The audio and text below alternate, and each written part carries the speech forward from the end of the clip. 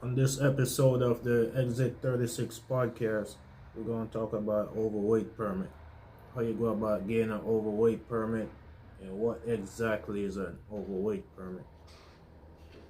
Now, before we get into it, don't forget to subscribe if you're following us on YouTube, Island Trucker. But for now, just go over to Island Trucker, subscribe, and leave your comments. Whatever you need help with, just leave it over there.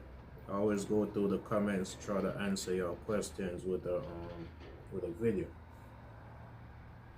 But overweight permit. Basically what an overweight permit is, it allows you to carry more than the norm weight on the truck. Which for right now the norm is 80,000 pounds. That includes the truck weight, the trailer weight, and the weight of the load. Everything added up can't be over 80,000 pounds. Over 80,000 pounds will require a permit. Same thing for your axle weights. You have 12,000 on your steers, 34,000 on your drives, and 34,000 on your trailer tandem. Some states allow you more than that, but you still can't be over the 80,000 pounds total. That's where your overweight permit comes into play. A lot of container requires an overweight permit. So if you're hauling a container and you have an overweight permit, the permit is good for whatever the maximum weight is on the permit. Some states give you 100,000 pounds, some states give you 115,000 pounds. So it all depends on the state you're dealing with. Now the easiest way to get an overweight permit is to go through a permit agency. And one of the agency I deal with is ComData. I'll leave the link in the description. You could always call them up, tell them what you're doing, and tell them what permit you need, like which states you need a permit for. Stuff like that. They'll apply for the permit and they'll send it to your email within a half hour. But that also depends on the state.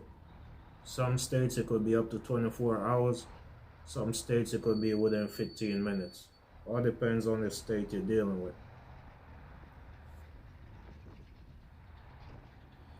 Now with ComData, if you're hauling a container, which that's mostly what I deal with when I deal with overweight permit, a couple of things that they're going to need from you. They're going to need all your carrier information, as far as your DOT number, MC number, license plate on the truck, license plate on the trailer. They'll need your truck number, your trailer number, your truck VIN number, your trailer VIN number, etc. So they'll need everything off their truck and trailer for that permit. Another thing they'll need that's very important is your they're gonna need your measurements. That's from your steer axle to your first drive axle. So you're gonna measure that with a measuring tape. They're going to need your measurement from the steer axle to your second drive axle. They're going to need it from the steer axle to the last trailer axle, which is going to be axle number 5. They're going to need from axle number 2 to axle number 4. They're going to need axle number 3 to axle number 4. They'll need axle number 3 to axle number 5.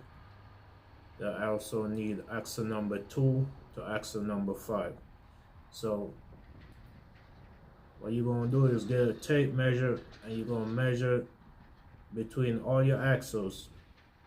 Best thing to do is write all that stuff down on a piece of paper, so when you call them up you already have it written down, because they're going to need all that. That's for your overweight permit. Once you have that written down, while you're back there, write down your trailer VIN number. They're gonna need your trailer license plate number. They're gonna need your truck VIN number. They're gonna need a truck license plate number. So I have all that stuff written down. The license plate numbers, you'll find it on the registration if you're not where the trailer at the moment. But I'll suggest you do everything while you at the truck and trailer. That way you could get all your measurements at the same time. Now the weight, they'll ask you what's the maximum weight you're gonna carry. I'll recommend just max it out. So you get a permit for the max that permit could cover. For me, the max the permit could cover for containers is one state I deal with. Like I said before, it all depends on the state. So it's good to do your research, or you could even ask them, because they might know. Ask them what's the maximum weight that permit allow for that state that you getting the permit for. For me, one state I deal with, the maximum is 105. So with container, you have to get the annual permit. So what I did, I just went ahead and get the 105. With if you're doing any other trailer type that you need an overweight permit for those, you could do a temporary permit. Like some states it's like 13 days. So you could get a 13-day permit. For me, I have to get an annual permit. So I got annual permit for all the states I deal with when I'm running container. Some of them is 115 for the maximum weight. Some of them is 105. So that's what my permit covers. When it comes to your axle weight, I don't have a limit on the axle weight. As long as I don't go over the maximum weight on the permit, I'm good. So once you get all your measurements, you have all your VIN numbers, everything that I mentioned that's required, and you call them up, tell them you want an overweight permit for XYZ state. If you want an annual permit, tell them you need an annual permit. If you just want a temporary permit because you're dealing with some other type of trailer that's not container, you tell them your trailer type. Once they put all that information in the system will let them know which permit will cover you. Now the prices on the permit could range from $100 and something on up. It could get expensive. So they'll tell you what the price is on it. Once they submit it to the state, once they go on the state website and do it, they'll let you know how much it is. You could tell them, give you a call if it's over a certain amount. So when I first did it, I knew what permit I need, but the person I was talking to, she wasn't sure what permit I need. Because I know pulling container, you have a blanket permit.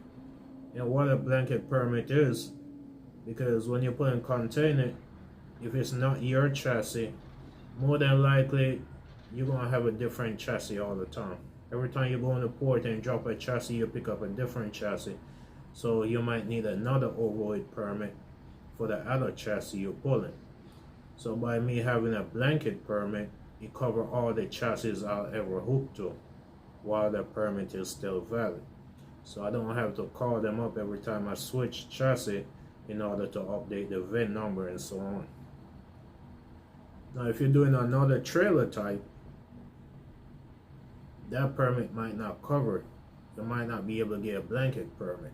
So that's why when you talk to them, ask them if your trailer type have a blanket permit.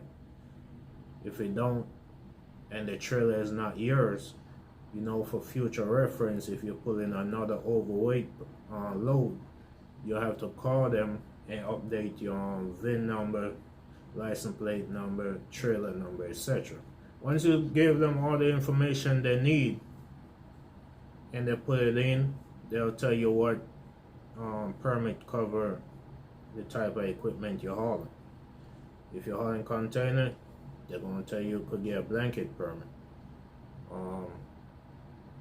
You can't get a temporary permit if you're hauling containers.